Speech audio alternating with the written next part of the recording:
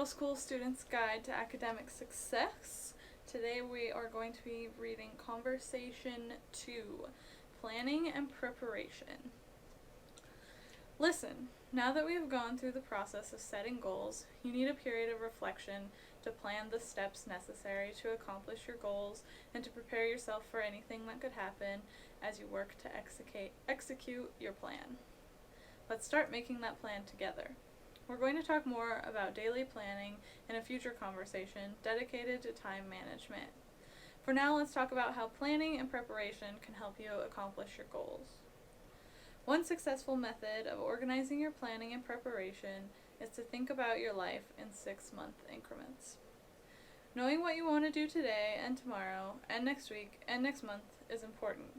But true planning and preparation comes when you take several months at a time and set realistic benchmarks. For us, the benchmarks that make sense are the beginning of a new calendar year and the beginning of a new school year. These dates are natural breaking points as they serve as great reflection times for what is to come in your life in the next half year, especially as it relates to your academic success. What are your plans for the next 6 months? Do you have any ideas? If not, we'd like to give you a suggestion on how to come up with some ideas. It's basically this: take time to think about it. For us, we do our best thinking in the morning. Hopefully your morning is not a mad rush from your alarm bell to the school bell, because if you get up a little early when things around you are still quiet, you can tap into a great resource: meditation. A great key to academic success is setting aside time for reflection and pondering. The process of reflection is different to each person, and though we have a bias for the morning, it can actually occur at different times of the day. Some people start their day quietly reading and writing. Others think best while exercising after school or taking a shower at night. It doesn't matter how you reach this time of quiet contemplation that will help you plan your day. The important thing is that you simply reach it and reach it often. Why? Because life is noisy. You're surrounded by noise that comes from daily activities, actual environmental noise from televisions and other devices, destructive media messages, and even peers who seek to distract and demean. If you take time to quietly think, you can focus on what is really important. You can focus on your goals.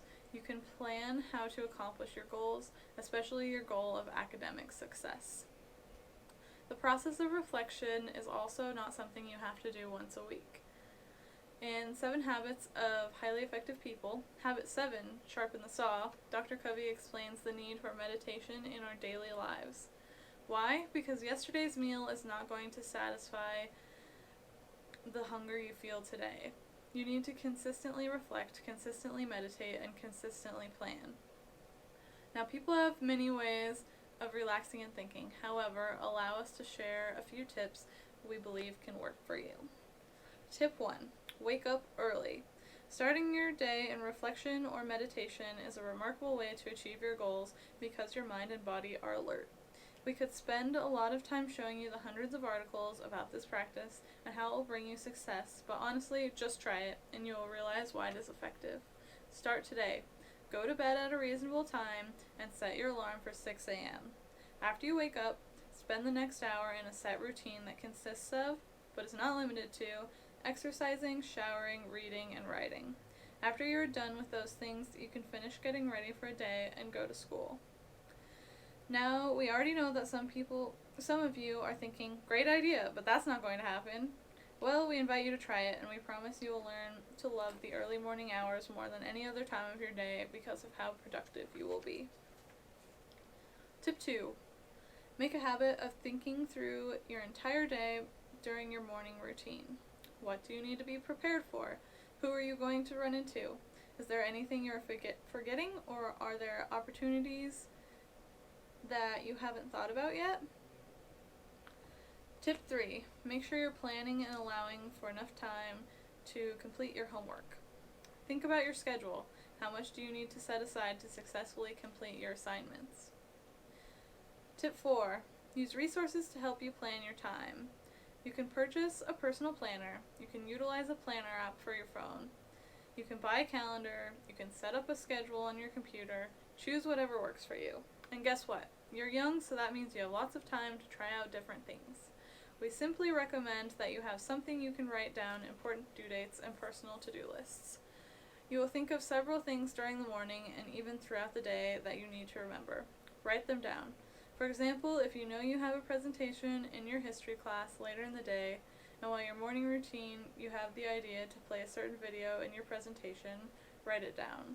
This will be a physical reminder to do it. Just like with goals, you'll forget aha moments unless you write them down. A running to-do list is essential for you to be as productive as possible, and trust us, the majority of your best ideas will come in the early hours of the morning. Tip 5. The last concept we want you to consider is the need to do more research while planning and preparing. Too many people decide they're going to do something without fully understanding all of the details or options. For example, when we go to the point of applying to colleges, we remember many friends simply applying to the college closest to home or to the college their family all attended. Some didn't even think about going to college after high school because nobody encouraged them to go, perhaps because many of their parents or mentors did not go themselves. Now, this is just one example, but we could discuss many scenarios such as picking which classes to take in school, or where to work, or what activities to get involved in. The point is this: do your research. Take an hour to look at your options and make a pros and cons list. Planning and preparing for your life is too important to leave up to spontaneous reaction. Remember, your parents' mentors can and should assist you with your research. Just ask them for help. Learn.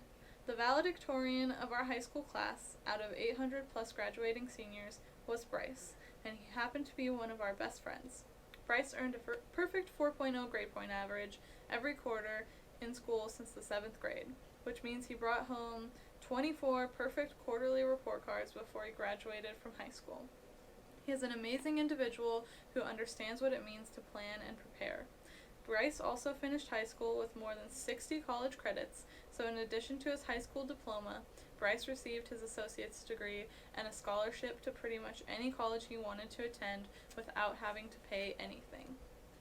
We can't remember a time when Bryce came to class without having a finished assignment or without having read ahead in preparation for the day's lecture. Bryce had always been a little reserved. He wasn't a know-it-all student with his hand raised frequently, although he did ask questions when needed. Bryce simply understood the meaning of preparing and planning for the day. He had a routine and would think ahead. Bryce knew in 7th grade that his hard work would pay off later, and he started to build his resume at an early age. He researched the teachers and classes at our school to find the right fit for his talents and aspirations. Often we would find Bryce reading and in deep thought, and you could see the absorbed look on his face that he was in full concentration mode. Was he nerdy? Yes, a little, but that didn't mean that hobbies, friends, and fun weren't part of his life. There's enough time for everything if you work hard and do not procrastinate. We learned a lot from Bryce about dedicating time to a goal and planning for the accomplishment of that goal. Bryce continues to teach us what it means to be smart and well-rounded. Some people are just plain gifted with intelligence, true, but you can teach yourself and learn to be smart with the right planning and preparation. Reflect. Please take as much time as you need to ponder the following questions. Then, with the help of your parents and mentors, fill in the answers in the space provided.